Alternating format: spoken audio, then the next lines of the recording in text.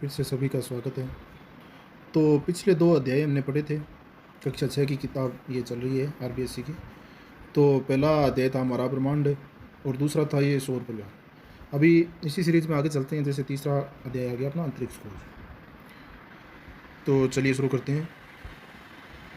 पिछले अध्याय में हम जान चुके हैं कि प्राचीन काल से ही मनुष्य ब्रह्मांड के बारे में जानने के लिए प्रयत्नशील रहा है।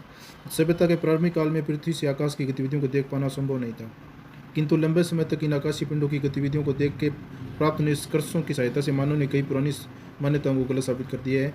खगोल शास्त्रियों ने विश्व के सामने नए सिद्धांत और परिकल्पनाएं पेश किए।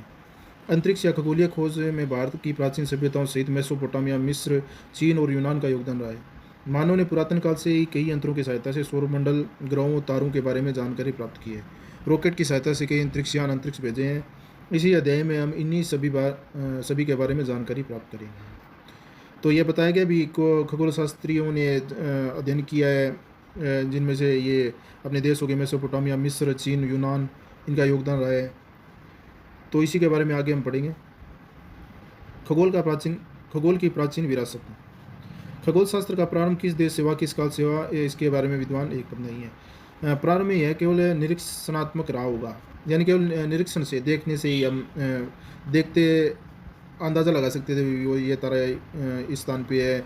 तो निरीक्षणात्मक रहा होगा, लेकिन क्रमशः वैज्ञानिक स्वरूप पाकर वह वर्तमान में खगोल विज्ञान बन गया। तो पहले तो निरीक्षणात्मक था, अभी खगोल विज्ञान बना है। तो इस विद्या का चरमोत्कर्ष मिस्र के पिरामिडों के द्वारा लगभग ईसा पूर्व 2500 वर्ष पहले स्थापित हुआ था। तो ये एक इम्पोर्टेंट बात होगी अपने लिए। जैसे अभी इसको देखें हम, जैसे इस विद्या का चरमोत्कर्ष, यानी कौन सी विद्या? खगोल विद्या, खगोल विज्ञान, तारों का विज्ञान। तो इस विद्या का चरमोत्कर्ष काल है मिस्र के पिरामिड द्वारा। तो इसमें मिस्र का पिरामिड है, जो पिरामिडों का वैसे माने तो तारों का अध्ययन है। जैसे रात्रि में तारे हम देखते हैं तो उसी आधार पर दिशा का अनुमान लगाते हैं। जैसे ध्रुव तारा हो गया उत्तर दिशा में, तो पिरामिडों का निर्माण है। जैसे ये ध्रुव तारा पे अपने फोटो में दे रखा है, ये ध्रुव तारा दे रखा है, तो ये एकदम ऊपर इसके पिरामिड के सीध में है। तो ये मिस्र का पिरामिड है। तो ये लगभग 2500 वर्ष पहले स्थापित हुआ था। अभी तक प्राप्त प्रमाणों के आधार पर ऐसा ज्ञात हुआ कि पिरामिडों के निर्माण का संबंध तारों की दिशा और गति को जानने के लिए किया गया है। तो पिरामिडों का निर्माण क्यों किया जाता था? तारों की दिशा और गति को जानने के लिए भी, कौन सा तारा किस दिशा में है, कहाँ स्थिर रहता है, गति करता है या नहीं करता है, इनके बारे में अध्ययन करने के लिए पिरामिडों का निर्माण किया गया। तो गिज़ा के महान पिरामिड का ध्रुव तारे के सीध में होना इस मत की पुष्टि करता है। तो ये जो है, ये गिज़ा का पिरामिड है, ये गिज़ा का पिरामिड है। तो इसके आधार पर हम देख लेते हैं, जैसे ध्रुव तारा इसके सीध में है, तो ये बताया गया इसमें। चलो आगे देखते हैं। तो मिस्र में चीन का खगोल इतिहास स्पष्ट रूप से ज्ञात नहीं हो उसका है, फिर भी चीन में खगोलीय ज्ञान की शुरुआत ईसा पूर्व 6वीं शताब्दी में की गई है। तो ये एक बात निकल के आई हमने, कौन सी? कभी मिस्र व चीन का खगोल इतिहास स्पष्ट रूप से ज्ञात नहीं हो उसका है। तो फिर भी चीन में खगोलीय ज्ञान की शुरुआत ईसा पूर्व 6वीं शताब्दी में, यानी 6वीं शताब्दी में चीन में इसका शुरुआत हो गई थी। संपूर्ण पूर्वी एशिया के लिए चीनी खगोलीय विज्ञान बहुत ही महत्वपूर्ण था, यानी पूर्वी एशिया है तो उसमें खगोलीय विज्ञान बहुत महत्वपूर्ण था। तो आगे देखते हैं। वैज्ञानिकों का विचार है कि विश्व में सबसे पहले तारों की तालिका चीन में ईसा पूर्व 4वीं सदी में तैयार हुई थी। तो ये मानना है सभी का, ये वैज्ञानिकों का मानना है कि अभी 4वीं सदी में, चौथी जो ईसा पूर्व है, तो उसमें चीन में इसका ये तालिका तैयार हुई थी तारों की। तो ये देखते हैं हम अंतरिक्ष खोज का इतिहास। अब थोड़ा अंतरिक्ष खोज के इतिहास के बारे में बताया गया है। अच्छा, एक लाइन और रहेगी। इसी आधार पर पश्चिमी अंतरिक्ष विज्ञान का प्रारंभ यूरोप के यूनान में संभव हुआ है। अंतरिक्ष खोज का इतिहास। भारत के खगोलविद भी अंतरिक्ष की जानकारी प्राप्त करने के लिए प्राचीन काल से प्रयत्नशील रहे हैं। तो भारतीय खगोलविदों ने भी कोशिश की है अंतरिक्ष की जानकारी प्राप्त करने की। तो इनमें कौन कौन से प्रमुख है? तो ये हो गए अपने, पहले तो हो गए जैसे आर्यभट्ट हो गए, वराहमिहिर हो गए, भास्कराचार्य सेकंड हो गए। ये 3 मेन नाम है, 6ठी क्लास की किताब में दे रखे हैं। तो ये खगोल शास्त्री आर्यभट्ट भारत के महान खगोलविद थे, जिनकी मान्यता थी कि पृथ्वी गोल है। अब ये मान्यता किसने दी? पृथ्वी गोल है, आर्यभट्ट ने। उन्होंने पृथ्वी को स्थिर नहीं है, उन्होंने पृथ्वी स्थिर नहीं है ये बात बताई। ये पृथ्वी स्थिर नहीं है, पृथ्वी है सूर्य के चारों ओर चक्कर लगाती है, तो पृथ्वी स्थिर नहीं है। तो ये सिद्धांत किन्होंने दिया? आर्यभट्ट ने दिया। यह बात ईसा पूर्व 5वीं सदी में ही बता दी थी। अब देखो कितनी पहले बता दी थी। तो इसके घूमने के कारण भी हमें लगता है कि तारे उदय व अस्त होते हैं, ये सिद्धांत उन्होंने दिया है। यानी पृथ्वी घूमती है तभी हमें लगता है कि भी तारे अस्त हो रहे हैं, उग रहे हैं, छिप रहे हैं, उदय हो रहे हैं, अस्त हो रहे हैं, ये बात है बताई। इन्होंने पृथ्वी की परिधि लगभग 24,835 मील बताई थी, जो कि आधुनिक काल में भूवैज्ञानिकों द्वारा बताई गई परिधि 24,901 मील के बराबर है। तो ये जो परिधि है 24,901 मील, ये तो है अभी की नई, जो अभी बताई गई है। और 24,835 ये बताई है पहले की, यानी इन्होंने पहले बता दी थी भी 24,835 मील। और आधुनिक में जो गणना करके आजकल तो यंत्र भी बहुत हैं, तो अब देखो कितनी सटीक होगी, 24,835 और 24,901 बिल्कुल समान ही है, कोई ज़्यादा फर्क नहीं है। इन्होंने चंद्रग्रहण का कारण चंद्रमा पर पृथ्वी की छाया पड़ना बताया था, जो अटल सत्य है, ये सत्य बात है। इन्होंने पहले ही बिना दूरबीनों के ये खोज कर ली थी भी चंद्रमा पर पृथ्वी की छाया पड़ती है तभी चंद्रग्रहण होता है। तो भारत द्वारा अंतरिक्ष में भेजे गए प्रथम कृत्रिम उपग्रह का नाम आर्यभट्ट रखा गया है। तो ये हो गया अपना पहले सबसे पहला कृत्रिम उपग्रह कौन सा हो गया भारत का? आर्यभट्ट। ये नीचे फोटो दे रखी है, आर्यभट्ट हो गया, ये इराटोस्थेनेस हो गया, ये अपने भास्कराचार्य द्वितीय हो गया। यूनान में भी ईसा पूर्व 4वीं सदी में अंतरिक्ष विज्ञान का विकास होने लगा। यूनान में कौन सी हो गई? ईसा पूर्व 4वीं सदी में अंतरिक्ष विज्ञान का विकास होने लगा था। इसमें प्रमुख दार्शनिक प्लेटो, अरस्तु और टॉलेमी, ये टॉलेमी, अरस्तु और प्लेटो, ये इनके प्रमुख यूनान की है ये दार्शनिक। तो उसमें यह माना जाता था कि पृथ्वी केंद्र में और सूर्य उसके चारों ओर वृत्ताकार मार्ग में चक्कर लगाता है, ये पहले धारणा थी। ये मानते थे पृथ्वी तो केंद्र में हो गई, पृथ्वी केंद्र में हो गई और सूर्य उसके चारों ओर चक्कर लगाता है, तो ये उल्टा हो गया ना, सूर्य बीच में है, पृथ्वी बाहर चारों ओर चक्कर लगाती है। तो यह धारणा पहले थी, यह धारणा 16वीं सदी तक बनी रही।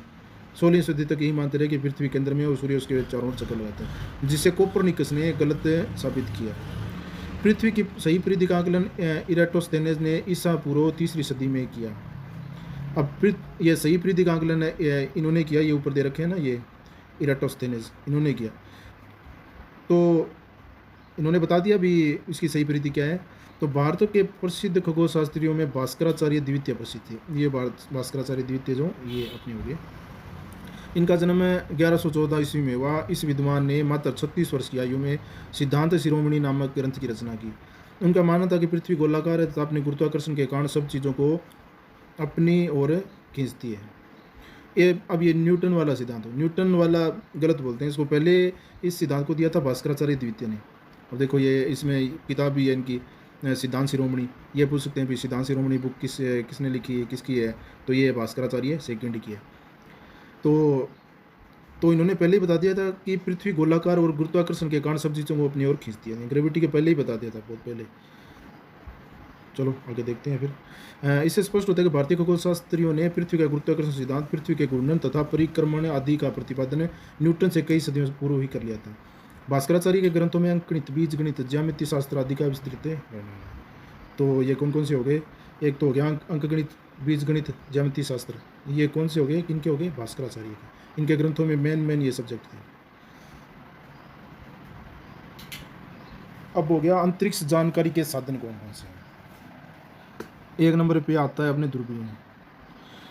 दूरबीन को देखते हैं। ईसा से 20वीं सदी तक खगोल शास्त्र आकाशीय पिंडों की गतिविधि को समझाने वाला अवलोकन शास्त्र मत था।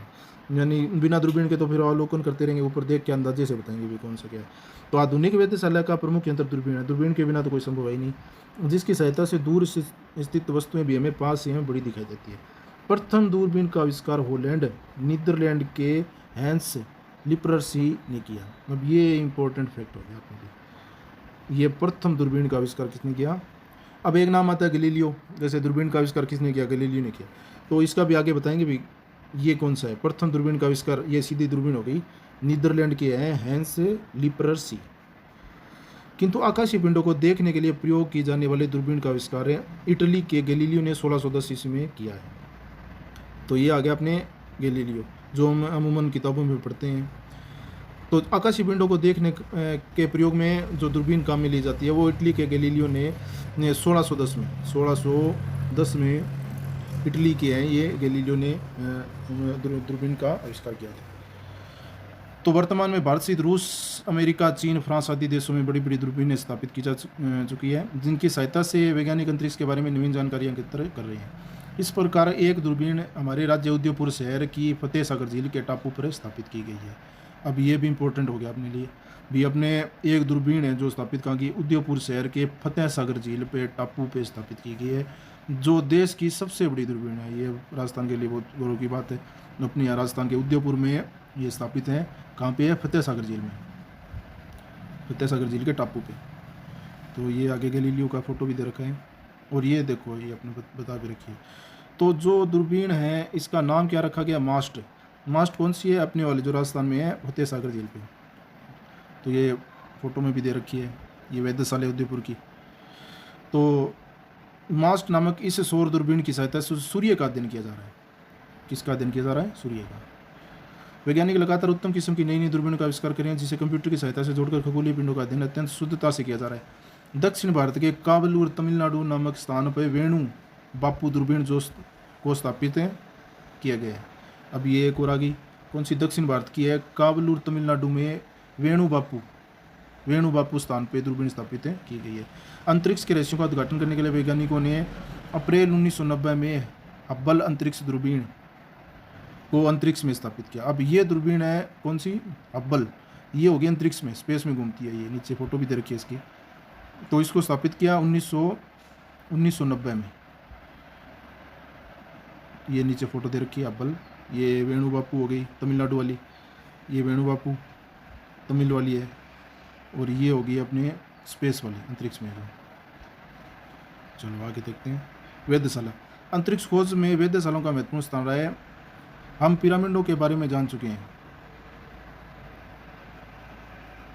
हमारे देश में भी वेधशालाएं बनाई गई है। विद्वानों का मत है कि प्राचीन पाटलिपुत्र, नालंदा आदि स्थानों से तारों की गतिविधियों वेधशालाओं द्वारा नजर रखी जाती थी। सवाई जयसिंह ने भारत, चीन, बेबीलोनिया और यूरोपीय ज्ञान के आधार पर वेधशालाओं का निर्माण दिल्ली के जंतर मंतर से प्रारंभ किया।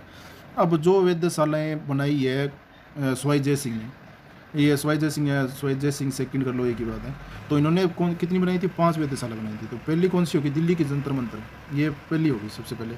उन्होंने सन 1724 में पहली वेधशाला दिल्ली में, पहली वेधशाला दिल्ली में, 1734 में दूसरी वेधशाला जयपुर में। अब अपने वाली जयपुर वाली है 1734 में। इसको आप ऐसे याद कर लो भी 4, ये हो गया 1734, तो 4 और 3 7 हो गई, ऐसे करके याद कर लो। अपनी जयपुर वाली होगी, और ये 1724 वाली दिल्ली की होगी। तो इसके अतिरिक्त बनारस हो गया, उज्जैन हो गई, मथुरा हो गई, 3 ये हो गई, और ये 2 ये हो गई अपनी। तो 5 हो गई कुल वेधशाला। तो इनमें से जयपुर की वेधशाला सबसे बढ़िया। सवाई जयसिंह ने 3 नए यंत्रों का आविष्कार किया, जिनमें सम्राट यंत्र, जयप्रकाश यंत्र और राम यंत्र। ये पूछे जा सकते हैं भी, ये सम्राट यंत्र क्या है या जयप्रकाश यंत्र क्या है, कहाँ स्थापित है, किसके बारे में है। तो ये तीनों कहाँ स्थापित हैं? ये वेधशाला में। कौन सी वाली? जयपुर वाली में। इनमें सम्राट यंत्र सबसे बड़ा है, ऊंचा। सम्राट तो वैसे बड़ा होता है, सबसे ऊंचा होता है। इसकी चोटी आकाशीय ध्रुव को सूचित करती है। आज से लगभग 300 वर्ष बाद भी ये यंत्र समय बताने में सक्षम है। इतने सटीक और बढ़िया बनाए गए हैं। तो आगे देखते हैं इसमें। कृत्रिम उपग्रह व अंतरिक्ष यात्री। वैज्ञानिकों ने विभिन्न उपयोगों के लिए कुछ ऐसे पिंड, कृत्रिम उपग्रह एवं अंतरिक्ष यात्री, इसको पढ़ते हैं। वैज्ञानिकों ने विभिन्न उपयोगों के लिए कुछ ऐसे कृत्रिम पिंड अंतरिक्ष में भेजे हैं जो पृथ्वी के चारों ओर चक्कर लगा रहे हैं। इन पिंडों को कृत्रिम उपग्रह कहा गया। सामान्यतः धरातल से पृथ्वी की ओर फेंकी गई वस्तु पृथ्वी के गुरुत्वाकर्षण बल के कारण पुनः धरातल पर आ गिरती है। लेकिन अगर रॉकेट द्वारा कृत्रिम उपग्रह को इतनी वेग प्रदान किया जाए कि वह पृथ्वी के गुरुत्वाकर्षण की सीमा पार कर जाए, तो उपग्रह पुनः लौट के नहीं आएगा। यानी कि एक सीमा होती है पृथ्वी की, गुरुत्वाकर्षण की भी एक सीमा होती है। जैसे ये पृथ्वी होगी, यहाँ से रॉकेट छोड़े तो वो एक सीमा तक जाएगा। अगर वहाँ तक पहुँच गया, उसके ऊपर निकल गया, तो वो अंतरिक्ष में चला जाएगा, नहीं तो वो वापस आ जाएगा। तो उसी वेग को बनाए रखने के लिए ये यहाँ पे लॉन्च होते हैं रॉकेट द्वारा। रॉकेट एक ले जाता है ऊपर, उसको ऊपर जाके उसके पार्ट अलग अलग हो जाते हैं, तो ऊपर जाके स्पेस में स्थापित हो जाता है। तो क्या आप जानते हैं, अब ये प्लाइन वेग हो गया। प्लाइन वेग कौन सा हो गया? जो जिस वेग से, जिस रफ्तार से अपने रॉकेट उसको अंतरिक्ष में भेजता है पिंड को, कृत्रिम पिंड को अपने, तो वो उसका प्लाइन वेग हो गया। प्लाइन वेग पृथ्वी के गुरुत्वाकर्षण गुरुत्वाकर्षण से बाहर निकलने के लिए 11.2 किलोमीटर प्रति सेकंड की गति से यानी इस स्पीड से निकलेगा, इसकी आवश्यकता पड़ती है, जिसे फ्लाइंग वेग या एस्केप स्पीड कहा जाता है। कोई भी व्यक्ति इतनी तेज़ गति से वस्तु नहीं फेंक सकता, परंतु अब ऐसे शक्तिशाली रॉकेट बना लिए गए हैं जो ऐसा कर सकते हैं। इन्हीं रॉकेटों से अंतरिक्ष यान भेजे जाते हैं जो नीचे नहीं आते। कृत्रिम उपग्रह को पृथ्वी की कक्षा में स्थापित करने के लिए दिए गए वेग उपग्रह का प्रक्षेपण वेग कहते हैं। विभिन्न उपग्रहों की ऊंचाई लगभग 6400 किलोमीटर और 36,000 किलोमीटर तक होती है, ये बताएगा इसमें। आगे देखते हैं। अब देखो, यदि किसी पिंड को प्लायन वेग के कुछ कम वेग, यानी प्लायन वेग कौन सा हो गया अपना 11.2 किलोमीटर, जो पहले बताया गया था ना, ये प्लायन वेग है। अगर इससे कम यानी लगभग 8 किलोमीटर प्रति सेकंड से, इससे कम कितना 8 किलोमीटर प्रति सेकंड से प्रक्षेपित करें तो पृथ्वी के गुरुत्वाकर्षण क्षेत्र से बाहर नहीं जाएगा। अगर ये स्पीड रही तो वो एक निश्चित कक्षा में, यानी जो ग्रेविटी की जो लाइन है पृथ्वी की, तो इसी के अंदर ही रहेगा। वो एक निश्चित कक्षा में भ्रमण करता रहेगा इसे, यानी वो ना तो ऊपर जाएगा अंतरिक्ष में, ना वो पृथ्वी पे नीचे गिरेगा। तो ये हो गया इसमें। प्रक्षेपित करें तो वह पृथ्वी के गुरुत्वाकर्षण क्षेत्र से बाहर नहीं जाएगा, तो पृथ्वी के चारों ओर निश्चित कक्षा में चक्कर लगाने लगेगा।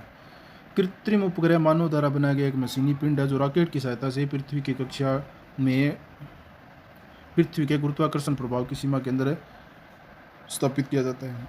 चूंकि मानव निर्मित उपग्रह पृथ्वी की परिक्रमा करता है, इसलिए कृत्रिम उपग्रह कहलाता है। तो ये मानव निर्मित अपना कृत्रिम उपग्रह ये पृथ्वी के चारों ओर चक्कर लगाता है। उपग्रहों द्वारा टेलीफोन, टेलीविज़न, रेडियो आदि तरंगों का प्रसारण किया जाता है। अब ये एक और इसमें निकल गया था, जैसे अब रेडियो तरंगें होगी। अब ये मंडल है, कौन सा मंडल है इसमें, जैसे ये रेडियो तरंगें होती है, ये हो गया अपना आयन मंडल।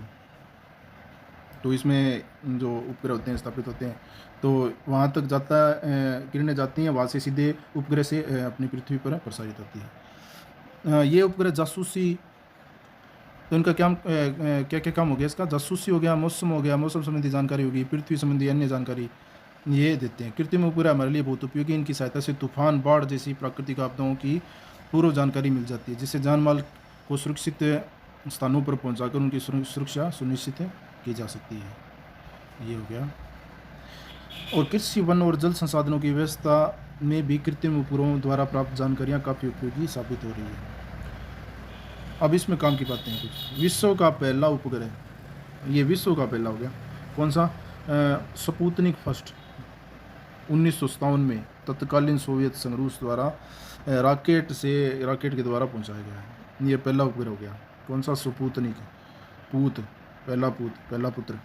तो 1957 में, ऊपर 1857 में 100 जोड़ दो, ये इसके बाद, यानी अपनी 1857 की क्रांति के बाद 100 सालों बाद ये एक पहली बार भेजा गया उपग्रह स्पुतनिक फर्स्ट। सोवियत संघ और अमेरिका के बीच तब अंतरिक्ष अनुसंधान को लेकर होड़ सी लगी थी। ये दोनों शक्तिशाली देश हैं, तो उन्होंने आपस में होड़ लगी थी भी कौन पहले भेजता है। तो उसके बदले में सोवियत अंतरिक्ष कार्यक्रम के अंतर्गत पहले जीवित प्राणी स्पुतनिक सेकंड में भेजा गया। अब दूसरे प्रयास में उन्होंने एक जीवित प्राणी भेजा, स्पुतनिक सेकंड।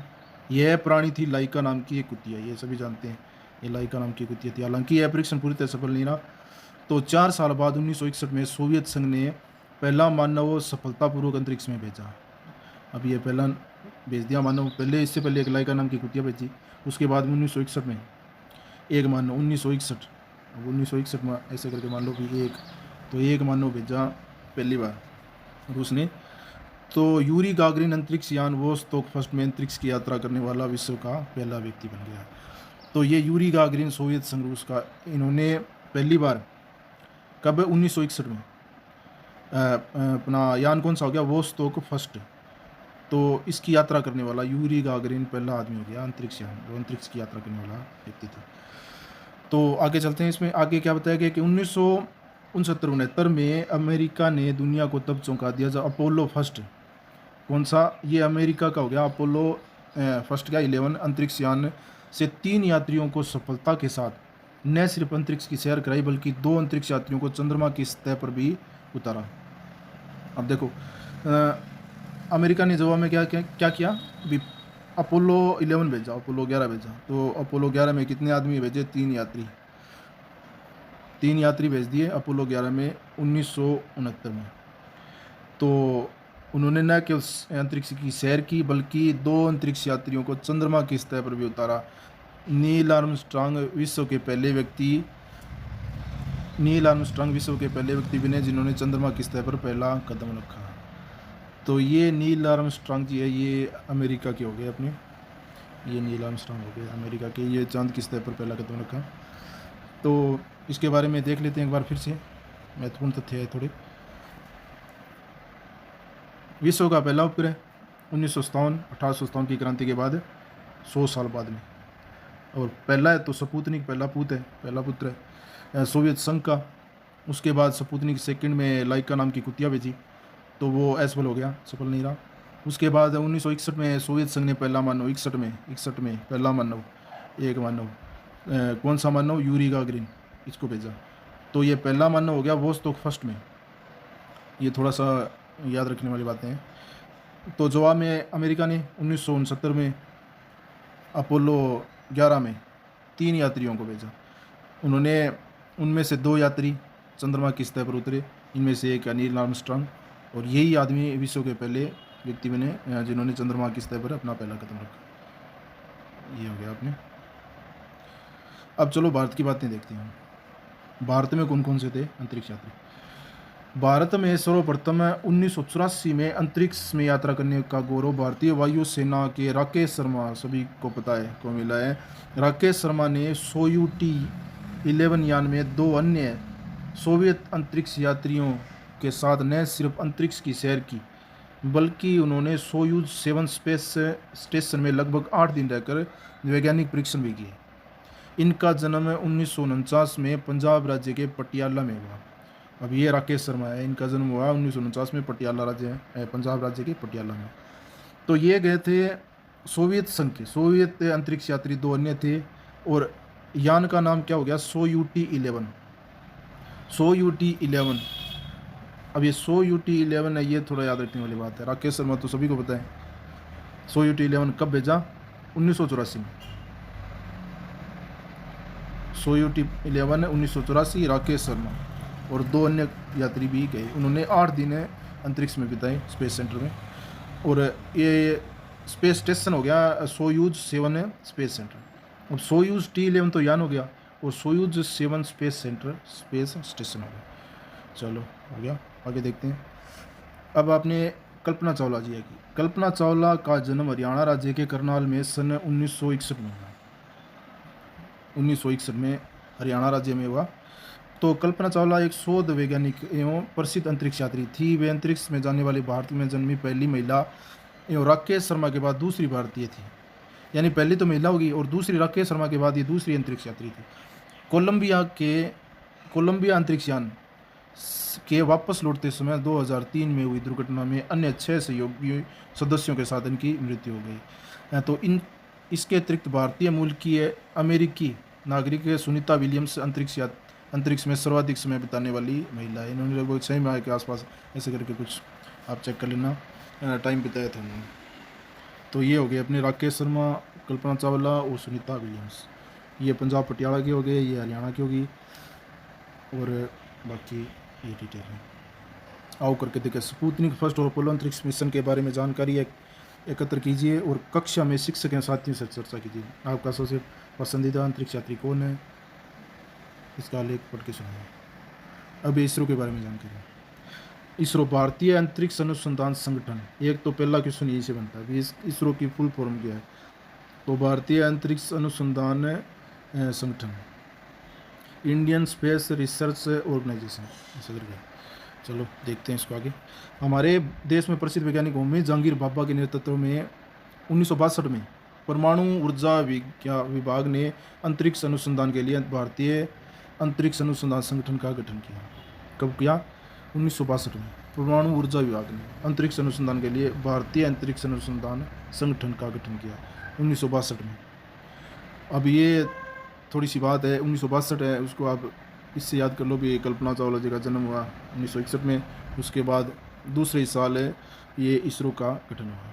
1962 में हो गया, 1962 में। तब से लेकर अब तक भारत ने अंतरिक्ष विज्ञान में काफ़ी महत्वपूर्ण प्रगति की है। भारतीय अंतरिक्ष कार्यक्रम को गति देने का श्रेय विक्रम साराभाई को है। अब ये प्रसिद्ध वैज्ञानिक होमी जहांगीर बाबा के नेतृत्व में तो इसरो का गठन है, और अंतरिक्ष को गति देने का श्रेय विक्रम साराभाई को। ये थोड़ा सा फैक्ट है, गति देने वाला। विभिन्न उपयोगों के लिए भारत में वैज्ञानिकों ने कई कृत्रिम उपग्रह की कक्षा स्थापित की है। प्रथम भारतीय कृत्रिम उपग्रह का नाम आर्यभट्ट था। ये पहले भी आर्यभट्ट जो पहले पढ़ा था हमने, उसमें भी लिखा हुआ था, ये आर्यभट्ट है, जिसे अप्रैल 1975 में पूर्व सोवियत संघ के बैकानूर अंतरिक्ष केंद्र से प्रक्षेपित किया गया था। ये उस टाइम हमारा तो ये अंतरिक्ष केंद्र जो प्रक्षेपण करता है वो नहीं था, तो इसी कारण से हमारे जो यान होते थे वो सोवियत संघ, रूस से हमारा मित्र राष्ट्र है, वहाँ से ये प्रक्षेपित होते थे। तो ये प्रथम कृत्रिम उपग्रह नाम तो हो गया आर्यभट्ट, और 1975 में कहाँ से, पूर्व सोवियत संघ के बैकानूर अंतरिक्ष केंद्र से प्रक्षेपित किया गया। तो इसके साथ ही भारत ऐसा करने वाला विश्व का छठा देश बन गया। अब 6 नंबर पे आ गया, यानी अपने से पहले 5 देशों ने अंतरिक्ष में अपने उपग्रह छोड़े थे, तो छठा अपना भारत हो गया। तो इसका प्रमुख कार्य पूछ ले भी, आर्यभट्ट का कार्य क्या था। तो आर्यभट्ट का कार्य क्या हो गया, पृथ्वी के वायुमंडल का अध्ययन करना। वायुमंडल का अध्ययन करना, अब वायुमंडल का अध्ययन करना यह प्रमुख रूप से हो गया इसका कार्य। सन 1975 तक अब तक भारत कई उपग्रह अंतरिक्ष में भेज चुका है। इनमें प्रमुख के नाम है, ये हो गए कौन कौन से, भास्कर हो गया, एप्पल हो गया, इनसेट हो गया, रोहिणी, IRS हो गया, एडुसेट हो गया, ये एजुकेशन का है, इमसेट हो गया, कार्टोसेट हो गया, रिसोर्स सेट हो गया, ओशन सेट हो गया, जीसेट, चंद्रयान, ये चंद्रयान 2 भी अभी पिछले दिनों गया था, मंगलयान हो गया आदि। तो इन उपग्रहों की सहायता से दूर संचार, प्रसारण, मौसम, जलवायु, सुदूर संवेदन, मानचित्रण, संसाधन आकलन, सूखा, बाढ़, तूफान संबंधी महत्वपूर्ण पूर्वानुमान है, रक्षा संबंधी गतिविधियां, अन्य सार्वजनिक और राष्ट्र उपयोगी कार्यों का निष्पादन सुचारू रूप से संभव होने लगा। अब ये इतने काम हो गए इनके। अब स्पेशली दे रखा है मंगल अभियान। अब मंगल अभियान को पढ़ते हैं थोड़ा।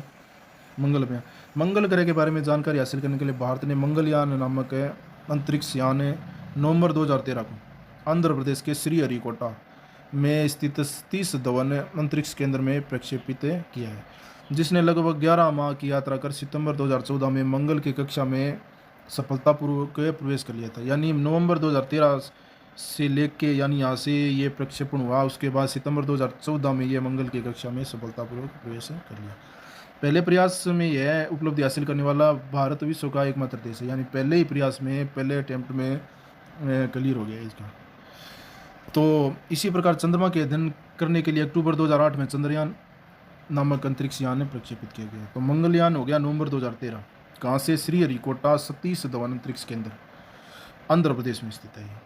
अब आंध्र प्रदेश है, इसको तमिलनाडु 1-2 बार मेरे से भी मिस्टेक हो गया एग्जाम में, तो आंध्र प्रदेश इसको थोड़ा आप याद कर लेना है। श्रीहरिकोटा आंध्र प्रदेश है, सतीश धवन इसका नाम है। तो ये हो गया। और दूसरा कौन हो गया अपना चंद्रयान 2008 में, अक्टूबर 2008 में ये प्रक्षेपित किए गए। नीचे फोटो भी दे रखी है। ये हो गया मंगलयान, ये एस्ट्रोसेट, पहली अंतरिक्ष वेधशाला। मंगलयान की सफलता के बाद भारत में अब उन देशों की सूची में शामिल हो गए हैं जिनकी अंतरिक्ष में वेधशाला है। इसरो द्वारा श्रीहरिकोटा से अक्टूबर 2015 में देश की पहली अंतरिक्ष वेधशाला एस्ट्रोसेट को प्रक्षेपित किया गया है। अब देखो 6ठी क्लास की किताब है ये, कितने इसमें फैक्ट निकल गए। तो श्रीहरिकोटा से 2015 में पहली अंतरिक्ष वेधशाला एस्ट्रोसेट का प्रक्षेपण किया गया। श्रीहरिकोटा आंध्र प्रदेश वाला हो गया। तो इसमें पहला कौन सा हो गया, एस्ट्रोसेट, ये अंतरिक्ष वेधशाला है जो ऊपर जाके स्थापित होगी अंतरिक्ष में, ये पहली हो गई भारत की। तो इससे ब्रह्मांड का अध्ययन करने में अध्ययन मिलेगी। भारत से पहले अमेरिका, रूस, जापान, यूरोपीय संघ ने भी अंतरिक्ष में अपनी वेधशाला स्थापित की है। अंतरिक्ष में वेधशाला, स्पेस सेंटर बोलते हैं उसको।